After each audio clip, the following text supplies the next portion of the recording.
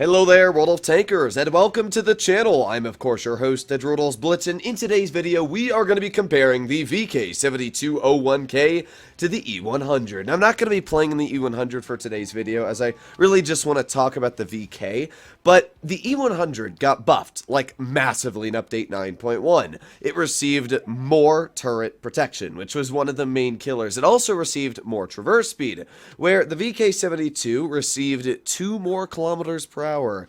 Yay! Yeah, it really didn't receive many changes, but I should point out the VK has a more accurate gun than the E100 now, which is actually pretty nice, and because the E100 got a nerf on its DPM, it's also pretty similar on the damage per minute value, so the VK72 might actually have some advantages, but really, honestly, the only advantage the VK has is the fact that its gun is slightly more accurate. I think that after the turret armor buff, there's not much of a reason to drive the VK when you can do very similar things with more hit points in the E100, but let's see if that's the case, as, I'm driving the VK right now. So the enemy team has an AMX-50B, they have an E100, they have a Klandong, and an IS-8. Okay, that's a lot of heavy tanks, and I'm in my lonesome VK.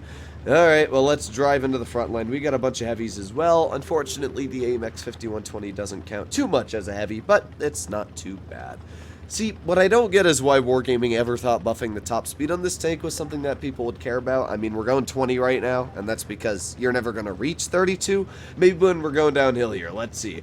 Oh, speed and power. 22, 28, 31. No, we still haven't reached 32. Well, that's a rip. Now, it looks like the enemy team is all pushing over towards this side as the Sheridan is spotted in B. And there you have it. There's the 50B spotted. We got one nice shell in.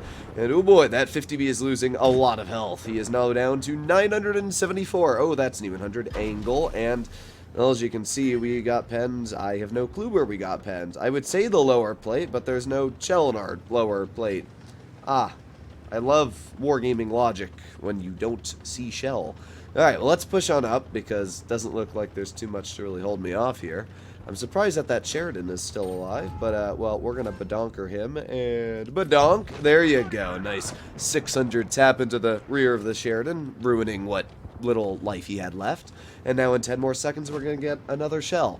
Now, to be real, what we've done so far, you probably could have done in the E100 just as easily, so none of this is really anything special to start off with. We do have the Kramvong over here, and you know I wanted to get a shell into him, but at the same time, it looks like we can. We can just kind of poke him here. Maybe, oh, wait, badoop. There you go. Nice shot for 647. I haven't used my tungsten yet, and honestly, I don't really have an excuse why. I just haven't had a reason or opportunity to really use my tungsten. So I'm just going to ignore that cron.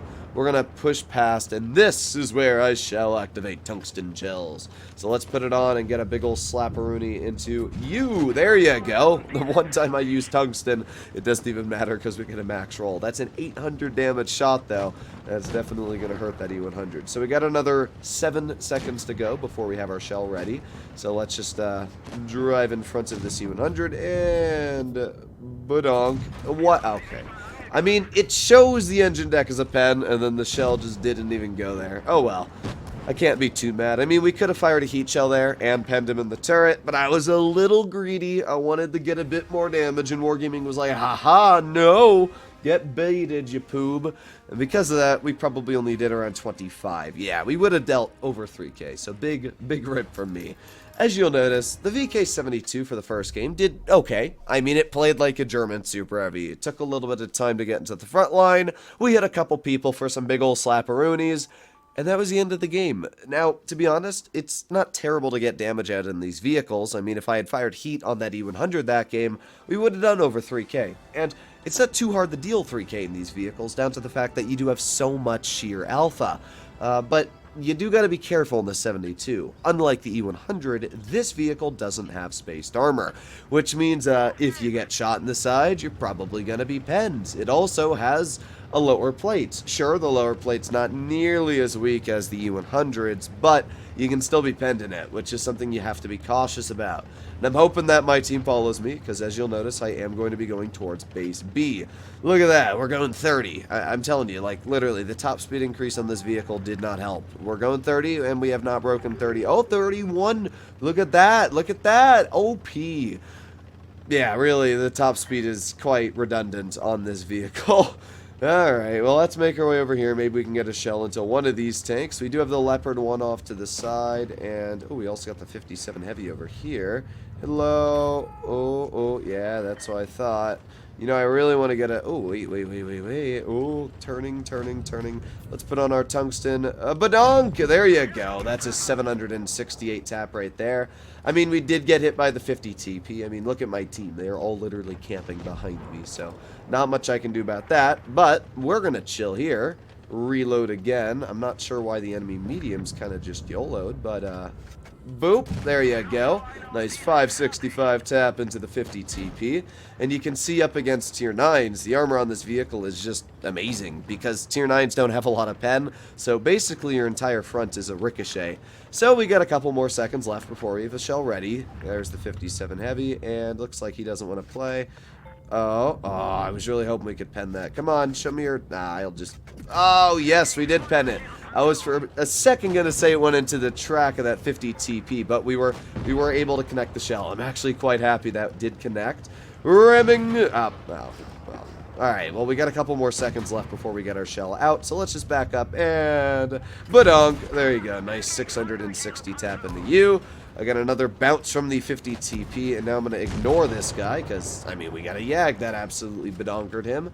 And our Yags are not a platoon, that's just a weird combination of two Yags. Let's reload again, and badonk, there you go. Nice 746 tap right there. Now I'm going to ignore the Kron and continue pushing. This is a good battle to showcase where the VK does do a good job. I mean, that's a nice 381 damage ram right there.